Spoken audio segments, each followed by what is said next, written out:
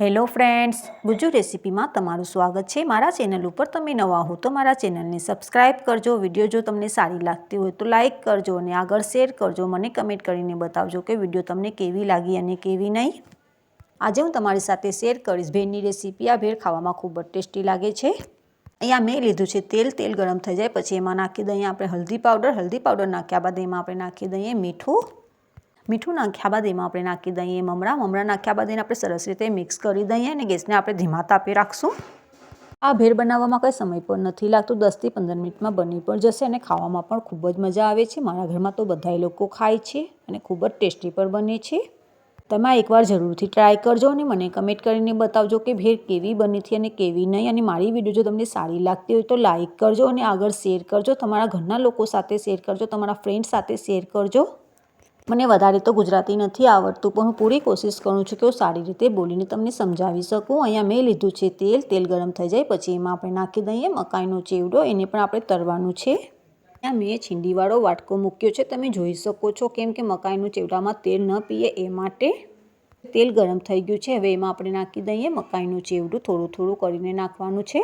મકાઈના ચેવડાને આપણે તળી લઈએ, ગેસને આપણે ધીમો જ રાખશું નહીં તો જરી જશે આપણો ચેવડો।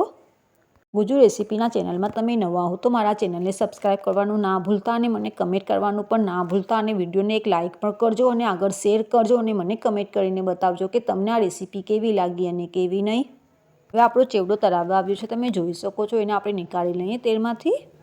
અહીંયા મમરા પણ તળાઈ ગયા છે, તમે જોઈ શકો છો, અને ચેવડો પણ તળાઈ ગયું છે। અહીંયા મેં એક મોટો વાટકો લીધો છે, તમે જોઈ શકો છો, એમાં એક વાટકી ભરીને આપણે નાખી દઈએ મમરા નાખ્યા બાદ એમાં આપણે નાખી દઈએ ચેવડો પણ મેં એક વાટકી ભરીને નાખી છે, તમે જોઈ શકો છો। ભેળ ખાવામાં ખૂબ જ ટેસ્ટી લાગે છે। હવે એમાં આપણે નાખી દઈએ બાફેલા ચણા પણ મેં એક નાની વાટકી નાખી છે। બાફેલા ચણા નાખ્યા બાદ એમાં આપણે નાખી દઈએ બટેટા પણ મેં એક વાટકી નાખી છે। બટેટાના મેં નાના કટકા કર્યા છે। બટેટા નાખ્યા બાદ એમાં આપણે નાખી દઈએ ટમેટાના પણ મેં નાના કટકા કર્યા છે, તમે જોઈ શકો છો। હવે એમાં આપણે નાખી દઈએ દાડમના બી 1 ચમચી જેટલા નાખ્યા છે। હવે એમાં આપણે નાખી દઈએ ડુંગળી મેં બારીક કાપીને નાખી છે। હવે એમાં આપણે નાખી દઈએ સેવ પણ મેં અહીંયા નાની સેવ આવે છે ને એ નાખી છે। આ ભેળ ખાવામાં ખૂબ જ ટેસ્ટી લાગે છે અને બાળકોને તો વધારે ભાવે છે। મારા ઘરમાં તો બધાય લોકો ખાય છે।